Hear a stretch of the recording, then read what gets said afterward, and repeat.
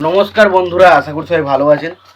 তো বন্ধুরা, এখন যে সিনেমাটা নিয়ে কথা বলবো সিনেমাটার নাম হচ্ছে যে যেই তো আবার কাছে এলে। সেই তো আবার কাছে এলে বলে সিনেমাটার নাম। সিনেমাটার 1999-এ রিলিজ করেছিল। ছবির পরিচালক হিসেবে কাজ করেছেন জয়ন্ত ভট্টাচার্য এবং ছবিতে অভিনয় করেছিলেন প্রসেনজিৎ চ্যাটার্জি, তারপরে বর্ষা উৎশেখর, তারপর সৌমিত্র চ্যাটার্জি সহ আরও অনেকে। তো এই সিনেমাটাকে নিয়ে স্পেশালি এখন কথা হবে। তো তার আগে আপনাদেরকে একটাই কথা বলবো, চ্যানেলটা যদি আপনারা নতুন হয়ে থাকেন অবশ্যই আপনারা চ্যানেলটা সাবস্ক্রাইব করে নেবেন। আর যদি আপনাদের ভিডিওটি ভালো লেগে থাকে অবশ্যই আপনারা লাইক কমেন্ট শেয়ার করতে ভুলবেন না। তো সিনেমাটার নাম কি বললাম? সেই তো আবার কাছে এলে, যেটা 1999 সালের ছবি। ছবির পরিচালক হিসেবে কাজ করেছিলেন হচ্ছে জয়ন্ত ভট্টাচার্য। ছবিটার গল্প লিখেছেন হচ্ছে প্রশান্ত দেব। ছবিটার চিত্রনাট্যের কাজ করেছেন প্রশান্ত দেব। ছবিটার সংলাপের কাজ করেছেন প্রশান্ত দেব। ছবিটার সঙ্গীতের পরিচালক করেছেন অনুজ মুখার্জি এবং সিনেমা ফটোগ্রাফির কাজ করেছেন নান্দু ভট্টাচার্য।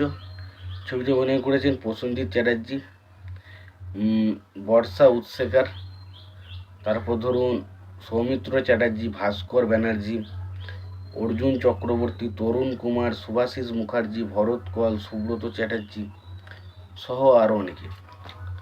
তো এই সিনেমাটা লাগলো কেমন?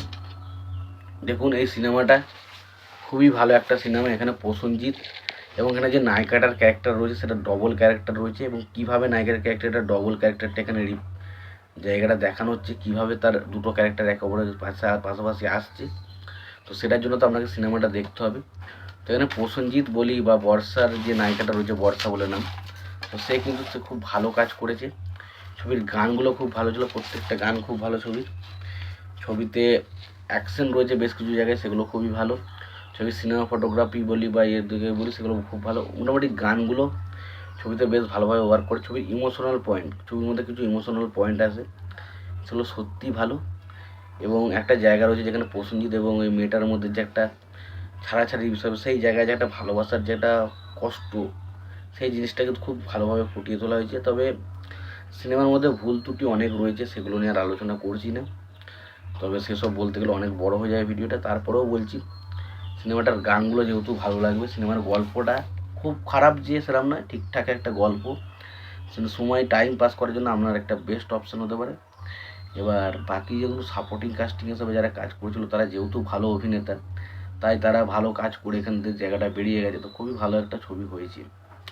তো এই সিনেমাটা যদি তোমাদের মনে হয় একবার দেখতে ইচ্ছা করছে অবশ্যই তোমরা দেখতে পারো। আর তোমাদের যদি ভিডিওটি ভালো লেগে থাকে অবশ্যই তোমরা লাইক কমেন্ট শেয়ার করে দিও। চ্যানেলটা নতুন হয়ে থাকলে অবশ্যই তোমরা চ্যানেলটা সাবস্ক্রাইব করে নিয়ে পাশে বেল আইকনটা অবশ্যই প্রেস করে দিও।